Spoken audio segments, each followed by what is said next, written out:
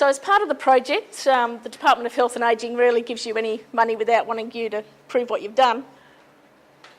So we had an evaluation strategy where we were looking at what happened before we implemented the toolkit, and then what was the impact of that. So we did chart audits, family surveys and some staff surveys.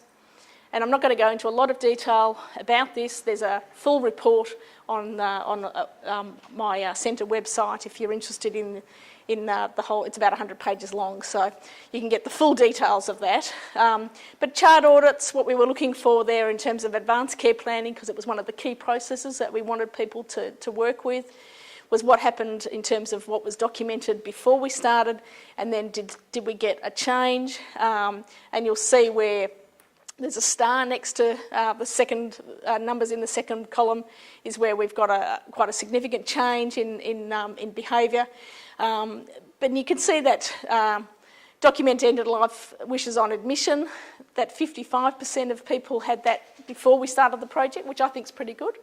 And afterwards 72%, so not 100%. So still some room to move in that in terms of how we are getting people to complete that.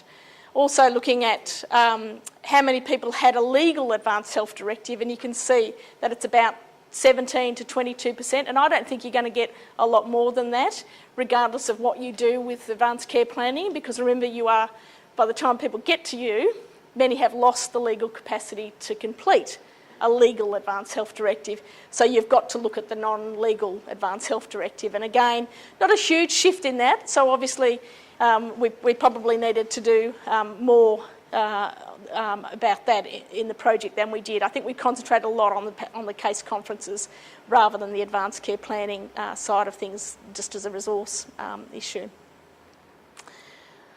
The case conferences, GPs came to more than half the case conferences, which I was really pleased that we got that much buy-in from the GPs. We did engage the GPs early as part of the project. I wrote letters to all of them, and some homes had 40 GPs.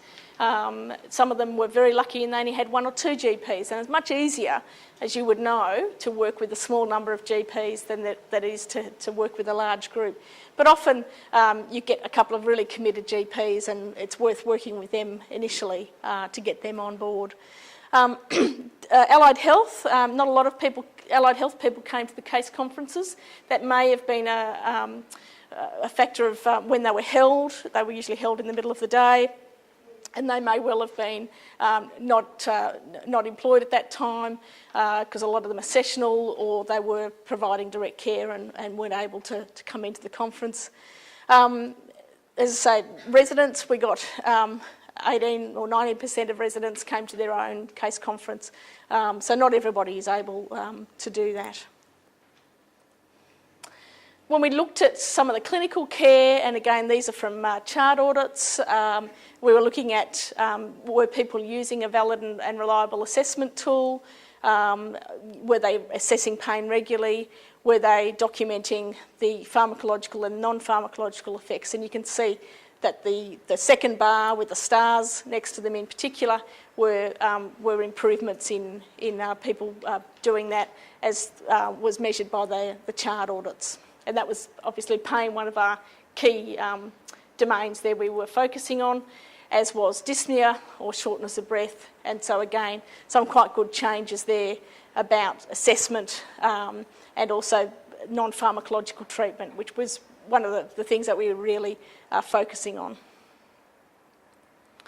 Terminal care, or care in the last 3 days, when we did the chart audits for that, again, you can see that the columns on the right-hand side with the little red stars are the ones from the people who were on using the model of care with the toolkit, and things like not everybody went on an end-of-life care pathway. Only 67% of the 42 residents that died went on an end-of-life care pathway.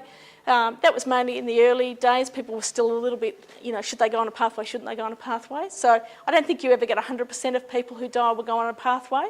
I think that's probably unrealistic. But you can also see that the documentation and hopefully therefore the management of the common symptoms at the end of life were vastly improved than what they were before using the end-of-life care pathway.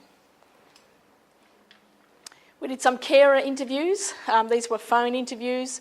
And there's not much change really in the level of satisfaction that carers had, mainly because, as you know, carers are predominantly pretty satisfied with what you do, regardless of what you do most of the time.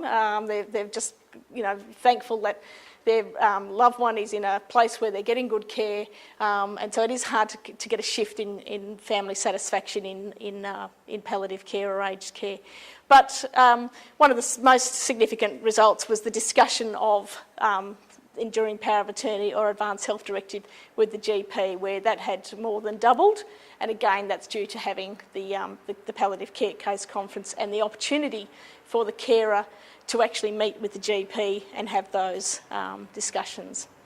As I say, you can get all of these results and more on the website with the full report. We also tried to look at staff confidence, and this is not just the link nurses. We were providing education to all of the staff. Everybody got 3 hours of education about the model and about the clinical domains. So again, the RNs and ENs, there was some shift in their level of confidence in dealing with some of the clinical symptoms, not so much in the care workers, but the questionnaire that we used was really more geared towards an RN and an EN, so that was more of a design issue.